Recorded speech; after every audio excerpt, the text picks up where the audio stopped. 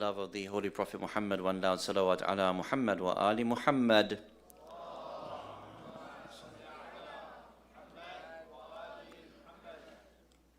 أعوذ بالله من الشيطان الرجيم. بسم الله الرحمن الرحيم. الحمد لله رب العالمين. الحمد لله الذي هدانا لهذا وما كنا لنهتدي لولا أن هدانا الله. والصلاة والسلام على أشرف الأنبياء والمرسلين خاتم النبيين سيدنا الممجد بشير المصدق المصطفى الأمجد محمود الأحمد أبي القاسم محمد.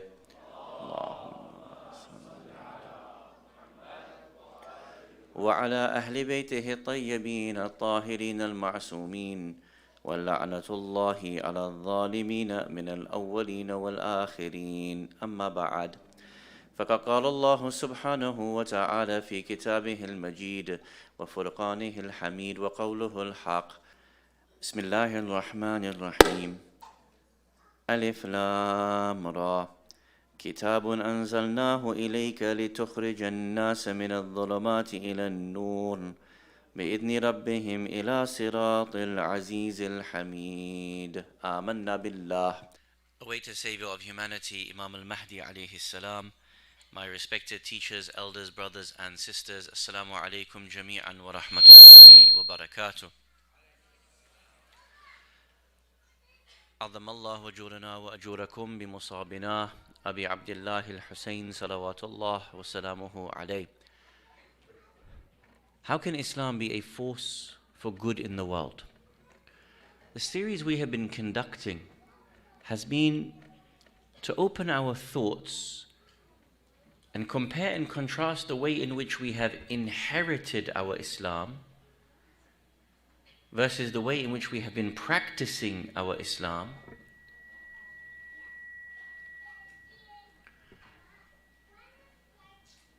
versus the vision as to what Islam could be. And when you compare and contrast between the way in which Islam is being practiced today versus the sort of discussions we've been having, I would humbly argue that these two versions of Islam are very, very different. For example, the way in which women are treated in the world today versus the way in which prophetic Islam ensured the rights and liberation of women in the context of the challenges that they found themselves in. Where do you find that Islam today? Or for example, the type of Islam we mentioned on another night about the redistribution of wealth, that the companions of Ahlul Bayt alayhimus salam, when they earned something above their needs, they immediately imagined it the right of someone else. Whereas today, many of us, the moment we gain some wealth, we try to spend as much or all of it as possible on our own selves. Can you see the difference between a prophetic vision of Islam and the ones that we have inherited, the ones that we see on a day-to-day basis? I would argue, really, it's quite incomparable. And it's no wonder Islam pushed forward throughout the world in its earliest decades, when Islam was of this mantra, when Islam was in this vision. There's one more issue that we need to think about tonight, in terms of the comparison between the way in which we see Islam being conducted in front of our eyes versus the type of Islam that was present at the time of Ahlul Bayt alayhimus salam, the ones described in the Quran and Ahadith. And that is to compare the way in which Islam and the Muslim Ummah today performs its tabligh and its da'wah. The idea of us conveying our religion to others and making it a religion which they crave, a religion which they see as productive for them, as opposed to a religion that they see as being reductive for them. We mentioned on a previous night, we said, you imagine that when Islam came and started freeing slaves, whom do you think ran towards Islam and flocked to it in their numbers? And you rightly answered, the slaves. because they found that for the first time in their lives, not only were they given rights, but they were respected and given dignity. They wanted to be part of a religion like this. They were willing to fight and to die for it. Or for example, those who were considered black and third-class citizens in Hijaz, just because of the color of their skin. When the Prophet came and said, there is no difference between white and black, Inna akramakum indallahi atqakum. Can you imagine who rushed towards Islam? Those yesterday who were treated as dirt, because they found that Islam was a protection for them, an honor for them. Or, for example, if we found that women were being treated in the way in which they were, when they found that there was a home rights for them, they rushed towards Islam. This was the type of Islam that we had. Now, if you understand this and you see the way in which tabligh and da'wah is being done today, for the most part, it is more off-putting than it is positive. It is more cringeworthy than it is positive. We have many of these sort of contrarian spaces where these online imams and debating, and then it trickles down into the shabab in the way in which they deal with one another in the social media sphere. Click on any debate forum, any discussion forum, click onto any Twitter thread and see the way in which the youth are speaking to one another, the way in which they are calling towards Islam, the way in which they are actually putting people off Islam by virtue of their akhlaq. And this has become very popular and very famous. You all know of, for example, here Jordan Peterson in Canada. And recently, several months back, he engaged in a sort of discussion with probably the world's most famous online da'wah imam. You probably heard of someone called Muhammad Hijab. And those sorts of esque people. These are not people of insight and depth and knowledge. These are not experts in theology. They've not spent their life studying. These are people who know how to create a 60-second zinger and then use it for a clip in order to go viral with. This is not the way Islam wants us to be spreading the faith. It's not something that is of depth. It's not something of longevity. But this is the way in which we have arrived in this time today. What I want to be able to demonstrate to you tonight, inshallah, for a brief time, is to show you how Islam took care, so much care, of a particular class of people that they ran towards Islam and were willing to give everything that they had for it.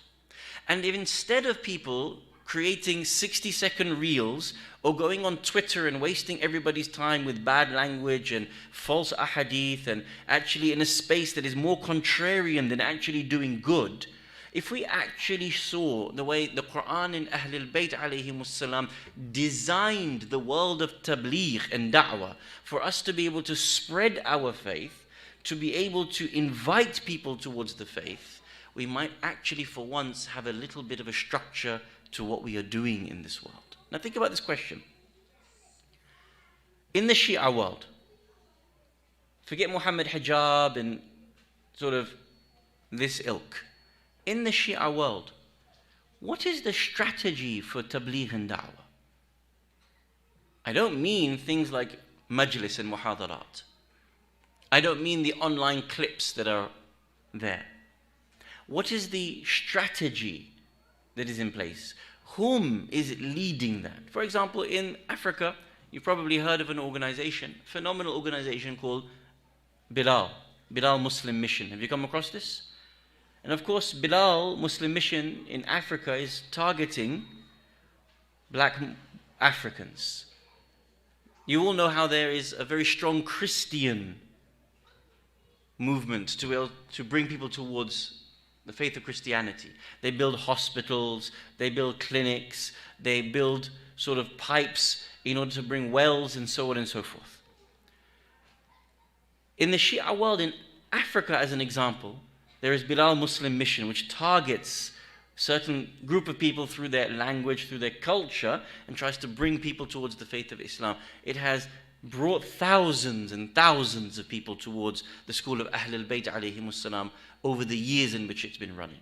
If I was to ask, in Greater Vancouver, or in London, or in Manchester, or in Birmingham, or in Sydney, what is the specific method of tabligh and da'wah that targets non-Muslims? Could you point to one? Yes or no? No? Could you point to one? No. Isn't that sad? Isn't it sad that now as second, third, fourth generation Muslims in these countries, we don't actually know how to be able to spread our own faith other than, for example, doing majlis. And even then, tonight, mashallah, if there's anyone who's from the non-Shia faith tonight, please put your hand up. 1, 2. Can you see? In a room full of 300 people on the night in which we are commemorating the greatest tragedy in the history of humanity, there's only 2 non-Shias in the entirety of the room. There's no spreading of our faith. Practically. Many communities imagine that when they're going out on masira or julus, they go outside, people take off their shirts, they're doing ma'tam, they're doing it in a language in which no one understands. And still in 2023, we're having to have that argument. You don't need to recite the Latmiya in a language in which people don't understand. They don't understand it. How is it going to benefit them? How's the poetry going to help them come towards Islam? In 2023, we're still having these conversations. What I want to be able to do tonight, inshallah, is show you from the Quran and Ahadith how there was a methodology of bringing people towards Islam. And that was lifting them out of the challenges in their life, especially the poverties that they had. As we mentioned, the slaves, when they saw it was productive for them, they ran towards Islam. Women found protection and rights in Islam, they ran towards Islam. That group that can be targeted, especially those who are economically impoverished or targeted systematically, Islam has a way to be able to bring them towards Islam and to try to open up their hearts to an ideal that there is genuinely a religion out there that cares for their struggles and is going to work on their behalf. Now I'm going to give you a scenario. Maybe you and I can think about this as we go along. Again, just for the sake of numbers, I'm going to say that there's 200 or 300 people in the room.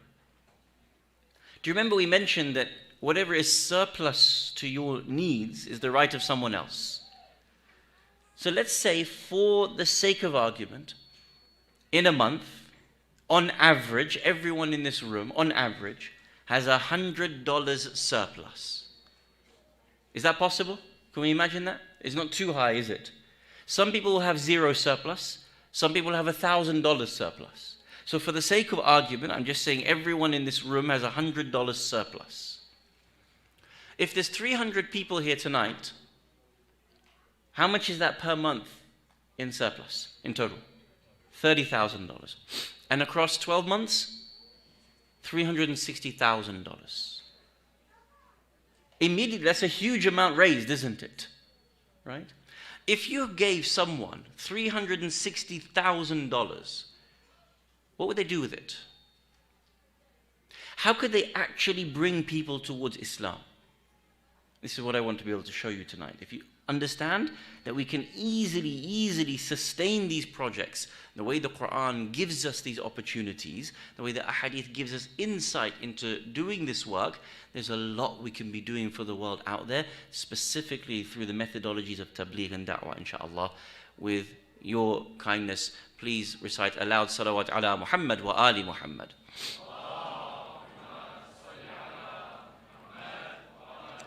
Please open your Qur'ans to chapter number 9, Surah At-Tawbah, verse 128. I want you to compare this ayah to the online contrarian world of sort of mudslinging and a 60-second zinger in a debate that the Muhammad hijabs of the world have monetized. I want you to look at the character of the Prophet sallallahu alaihi wa alihi. Number one, and to see what his concerns are. أعوذ بالله من الشيطان الرجيم. لقد جاءكم رسول من أنفسكم عزيز عليه ما عنتم حريص عليكم بالمؤمنين رؤوف رحيم. Certainly a messenger has come to you from amongst yourselves, grievous to him, hard for him to bear is you falling into distress and difficulties. Excessively caring is he for you, and to the believers, Ra'ufun Rahim. He is utmost compassionate, utmost merciful. You see, when you have someone online who's just shouting blindly at the other person, arguing with them, trying to do a one-up on them, compared to the prophetic characteristic, the Prophet is deeply concerned with what happens in our life.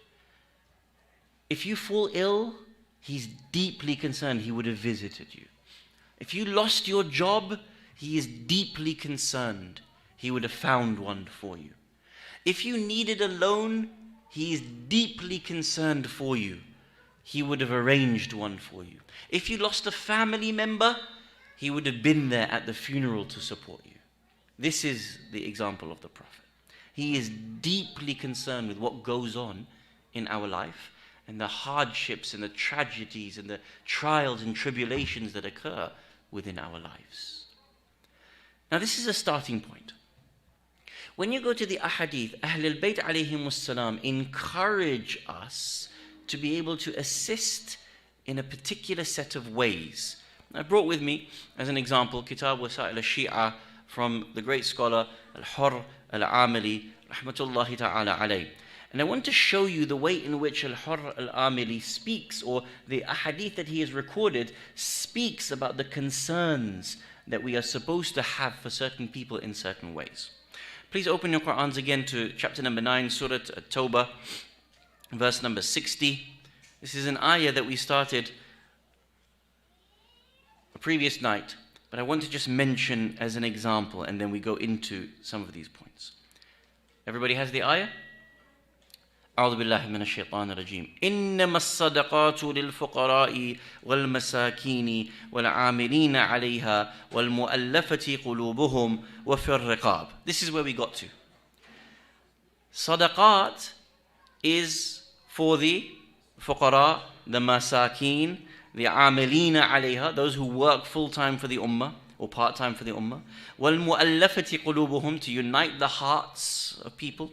وَفِي الرِّقَابِ, to be able to free slaves. We talked about the ayah until this point on a previous night. Now look at the next part of the verse. وَالْغَارِمِينَ, and those who are overburdened with debts. Islam actually sought to be able to help people financially in certain ways to free them from the daunting fiscal and economic challenges that they find of their life. And I want to compare the way the Quran in Ahlul Bayt alayhimus salam explains this versus the way the Western world acts with exactly the same issues in comparison to Islam. So I'm going to mention a few ahadith that I want to compare and contrast. Did you know that in Islam, if you go bankrupt, na'udhu billah, if you go bankrupt, principally, you cannot lose your house. Did you know this? Hands up, how many of you knew this, that in Islam, if you go bankrupt and you can't pay your mortgage, in Islam, you cannot lose your house? Hands up, how many knew this? 1, 2. No? Okay.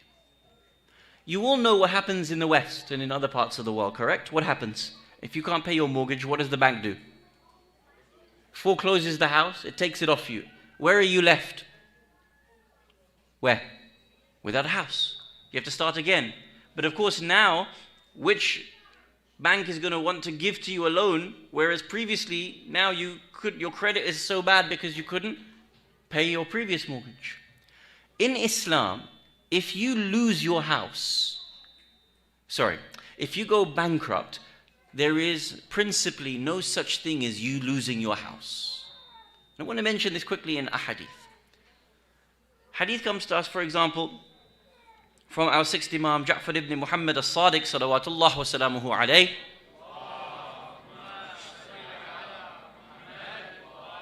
Remember, I'm reading to you from Wasa'il al-Shia.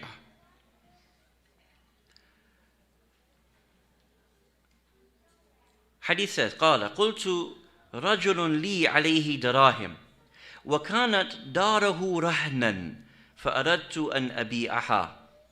One of the companions says that there's a person who owes me a loan and he has a house on mortgage.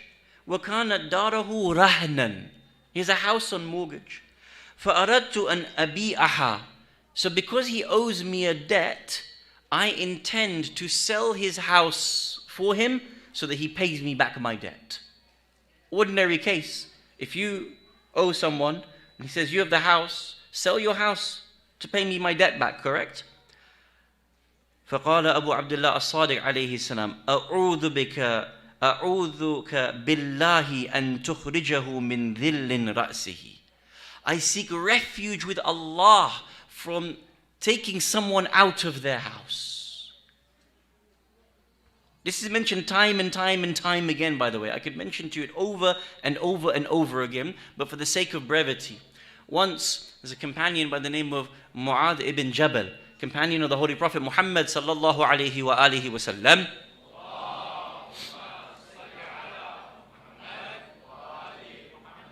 Mu'adh ibn Jabal, a companion of high stature. One small problem that he had was that he wasn't very smart with money. He was very wealthy, well-to-do, but he wasn't very good with his money. You know what he used to do? He used to spend so much in the way of Islam that actually he took on so much debt that he became bankrupt. Whenever there was a cause, he would give to it. Whenever someone stood up and said, we need a donation, he would give to it. MashaAllah, this is excellent, but Islam doesn't ask you to give away the entirety of your money until you become bankrupt. In fact, the hadith says that not only did he owe Muslims, he actually owed Jews in Medina from the loans. It got to a point where several of the creditors came and said, we want your money now. We want everything. You have to pay back our debts. Too long has come.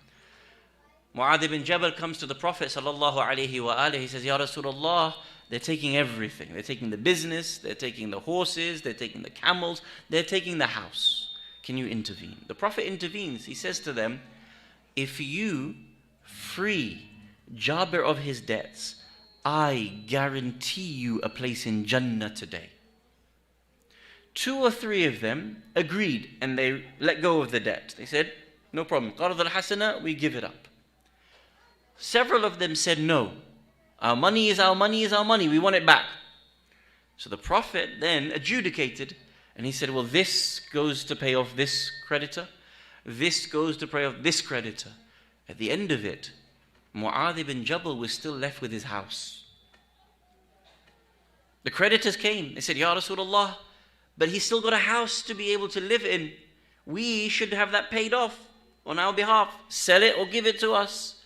Rasulullah said, in Islam, every human being has a right to a house, and therefore you do not get this from him. Everything else is gone. His business is gone. His camels are gone. But the house does not go. You do not have a right to be able to take a person out of the house. By the way, this is mentioned in hadith after hadith after hadith. Now, as an FYI, not only is it that Islam protects your house as a human right that you have. For example, not only that, is all the things that you would need to be able to perform your business soundly. For example, let's just say you were a taxi driver and you need the car to be able to do your job, or you need your car to get to your job. Islam protects that asset, because if you lose that means to your job, then how can you do anything else in the world? Another thing Islam protects is your food, your clothes, your kitchen utensils, because these are things that you would need to be able to cook with. These are the things that give you dignity and normalcy within life. Do you know what else is protected? Your books of ilm. Because ilm is more important than money. And so even if you're about to lose the rest of your wealth, if you have a library at home, that library cannot be taken in Islamic law. Did you know that? Now the reason why I tell you this is to compare and contrast it with the rest of the world, or the Western world. If you, God forbid, lose your business or you lose your wealth, they take all these things from you. From the Islamic perspective, you have human rights. These things are protected for you. You know, I was reading an article before I came here. You all know Philadelphia in the United States of America. I don't know if you know this. Philadelphia's courts have a ruling that when someone is dispossessed of their house, they don't have cops coming to the house to take that possession off you. Now they have private contractors to come and dispossess you of your house. If you're a tenant or if you're a person who owns the house, they come and kick you out of the house. It's a private security firms that they go and pay. Did you know in the last month, there's been 3 shootings in order to try to take people out of their house when they've refused to leave? It's so bad in this world that they go so far that even they are going to shoot you. You can search this yourself, or I'll send you the article. In Philadelphia, just in one place in the States, in the last month, 3 shootings to be able to take you out of your house. Look at the difference between how Islam provides you with care and rights versus the way the rest of the world gives you this or takes it away from you. I'm asking you a simple question. With so many people struggling in the world, so many people losing their houses, especially when there's a bubble and it bursts in the economy, or right now in the UK where this year alone, 2022 to 2023, it's 18% inflation. 18% inflation in the UK. Literally, children are eating toilet paper in school to stave off hunger.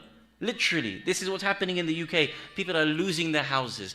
Imagine if you were able to present to the world an Islam that genuinely cared for people's rights. Instead of people tweeting back and forth at each other nonsense every single hour of the day. Can you imagine the difference that this world would have if you could show them how Islam cares for your rights, provides for you your rights? I'll give you another example. Please open up your phones. Go onto Google. And you can type in the following so that we're all seeing it at exactly the same time. So there's no sort of difference of opinion. Please type in Canada, payday loans, typical interest, or typical interest rate.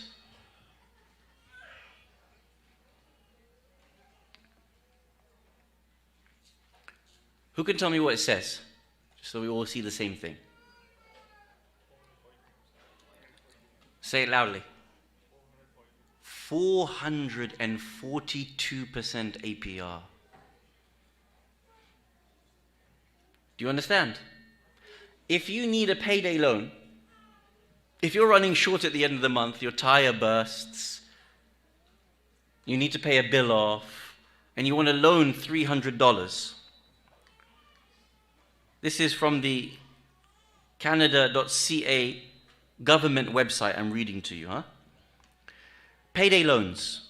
Let's say you need a $300 loan for household repairs. And you take it from a payday loan lender. Does everyone know what a payday loan lender is? What is it? Someone who will lend you money last minute at supremely higher rates than an ordinary bank. Ordinary bank will try to give you tens of thousands, hundreds of thousands in loan. If you need something to cover you for a month or two, payday loan lenders will give it to you $300, $500, $1,000. You all know this? They call themselves payday loan lenders. What they are is loan sharks. But the Western world sanitizes it with nonsense language. to trick you to think that this is normal.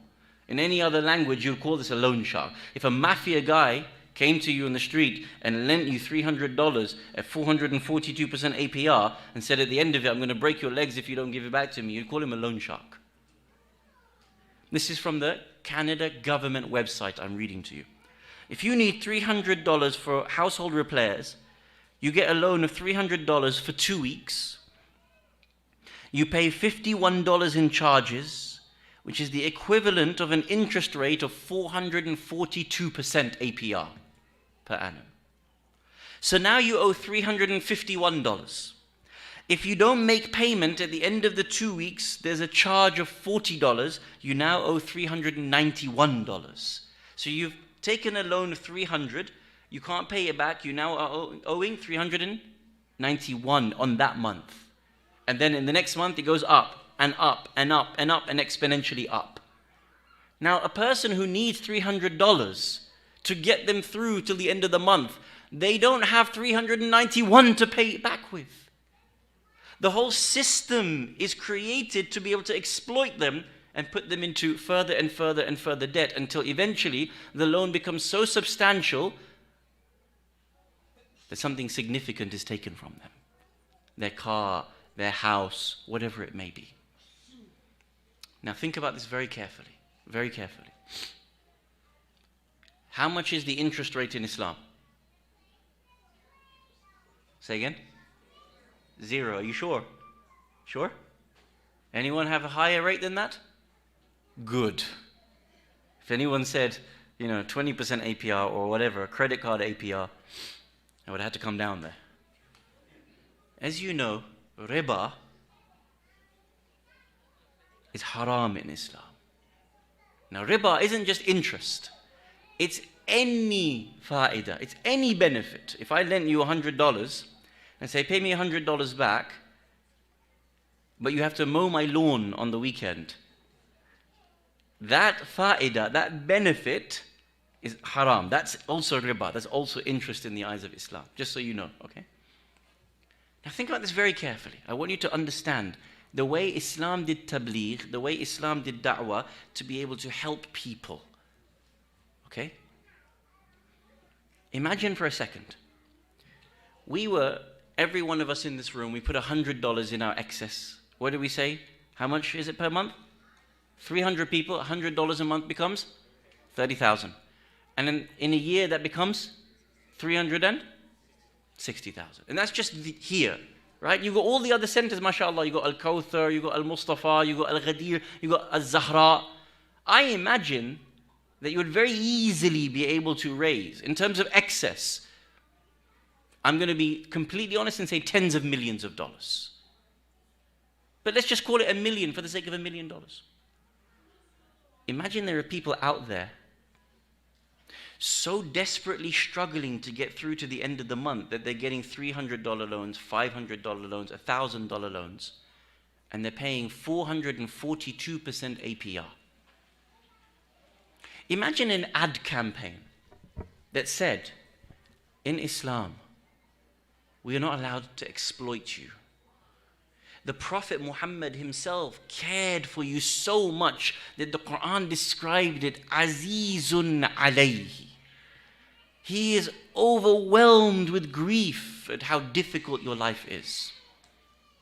Muhammadi Bank exists, and if you need a payday loan of $300 or $500 or $700 to get you through to the end of the month, we will not charge you a penny in interest, because that's how Islam cares for you. If the payday loan lenders can do it, me and you can do it. Instead of letting people think about Islam as oppressive and regressive, and all they know about Sharia is this and that and this is Sharia. This is Sharia, where Sharia actually cares about you. And if you need something, we, the Muslim community, is here to be able to serve.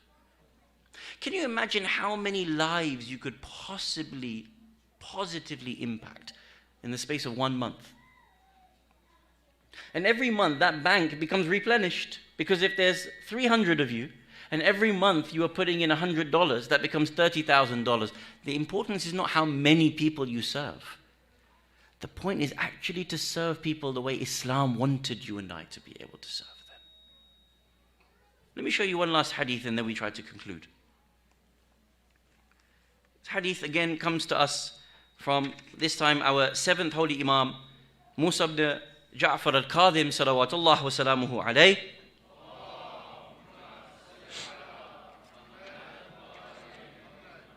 You all remember the ayah that I asked you to open. You still have it open? Chapter 9 verse 60. One of the causes that we're supposed to be raising sadaqat for is called al-gharimeen. Have you heard of al-gharimeen before? Al-gharimeen are those people who are overburdened with debt. Let's say you are overburdened with debt. Islam seeks for us to come together and pay off your debts. Why? Because when you are stuck with debts, cyclical debts that you can't get yourself out of, your mind is so focused on paying off those debts, you can't focus on anything else. You can't focus on Allah, your family, your community, being of service to the ummah, because you're having to get a second and a third job and scrounge here and your mental health is being targeted. Does Islam want you to live in this way? Of course not. You have a dignity, you have an honor. وَلَقَدْ كَرَّمْنَا بَنِي آدَمَ, the Quran says. Allah has honored you with dignity, rights. Hands up, how many of you before this lecture knew that there's supposed to be a category of sadaqah that the Quran explicitly tells us that we're supposed to be raising funds and monies for people who are overburdened by debts? Sahm al-gharimeen. Hands up, how many of you knew that before today? MashaAllah, it's the young girl again, she's put her hands up. Another one here. Think about this, it's explicit in the Quran. Are you reading the same Quran as me? You're reading it, right? You've read the ayah. I'm not lying to you, I'm not making it up, right? Have you seen the words al-gharimeen just now in the Quran? Listen to the hadith by the seventh Imam alayhi salam. He says the following. من طلب هذا الرزق من حله ليعود به على نفسه وعياله. Whoever seeks rizq from its lawful places in order to be able to serve himself and his family. كَانَ كَالْمُجَاهِدِ فِي سَبِيلِ اللَّهِ. He is like a mujahid in the way of Allah subhanahu wa ta'ala. فَإِنْ غُلِبَ عَلَيْهِ. If he is overcome by debts, if he is overcome with burdensome debts, فَلْيَسْتَدِنْ عَلَى اللَّهِ وَعَلَى رَسُولِهِ. His loans that he has taken out is to be paid back by Allah and His Messenger. مَا يَقُوتُ بِهِ عِيَالَهِ. Whatever his loans were to help out his family. You see, if you take a loan out to put it into a second business, it's not on Allah and the Prophet to pay back that loan. But if you've taken out a loan to pay the bills of your house, if you've taken out a loan to be able to feed or to clothe your family, and you cannot pay it back, it is upon Allah and upon His Messenger. فَإِن مَاتَ. And if the Prophet dies, وَلَمْ يَقْذِهِ, and the Prophet has not paid back that loan on your behalf, كَانَ عَلَى الْإِمَامِ قَضَاءُهُ. It's upon the Imam Ma'soom to pay that back. فَإِن لَمْ يَقْذِهِ كَانَ عَلَيْهِ وِزْرُهُ. And if the Imam is unable to pay it back, it's upon his wazir to be able to pay it back. Who is his wazir today? Marja. We're supposed to have a system in Islam that there is a place for us to raise funds to help people pay off their debts when they're overburdened by debts. The Imam continues in his hadith. Inna Allah yaqul. For Allah has said, إنما الصدقات للفقراء والمساكين والعاملين عليها إلى قوله والغارمين. There is a group who are overburdened by debts that we are supposed to be paying their debts off over. Did you know before today that we're not supposed to kick people out of their houses if they go bankrupt? Did you know that before today? Did you know that we are supposed to be paying off people's debts? Did you know that we could actually offer people loans in a way in which that instead of them being forced to pay 3, 4, 500% APR, we could actually support them? Imagine presenting this in Islam to the people of lower economic areas within Vancouver. Imagine offering this to the world instead of arguing constantly on Twitter and on Facebook and arguing on TikTok and all this nonsense. Can you imagine how many people we could help, we could save, we could support? The hadith that comes to us from the Holy Prophet Muhammad sallallahu alayhi wa alihi wa sallam.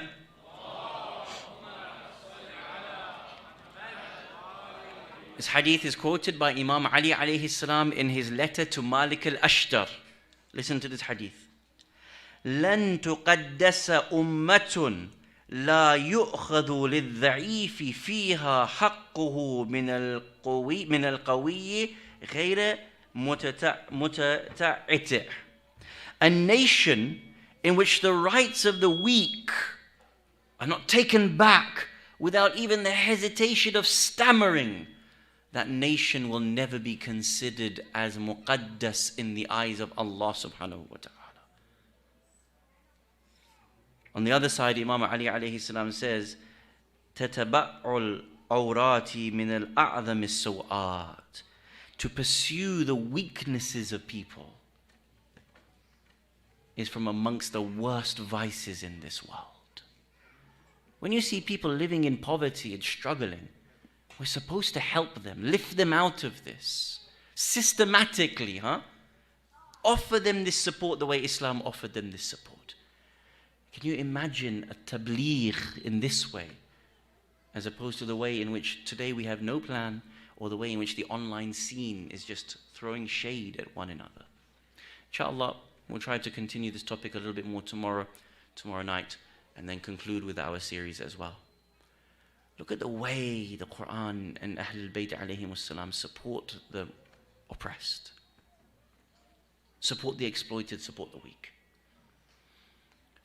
Can you imagine an Islam tolerating a baby crying out for some water and 30,000 people standing the banks of the river Euphrates with unsheathed swords in order to stop that baby from having a drop of water? Can you imagine the way Islam looks at the oppressed and treats the downtrodden in this world?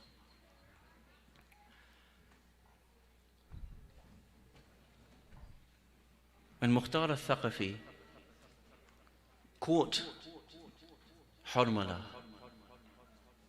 he said to him, "Tell me about the arrows that you struck on the 10th of Muharram." Amongst those, Harmala said, "I struck the arrow that embedded itself into the chest of Aba Abdullah al-Hussein." He said, "Tell me about the other arrows that you struck."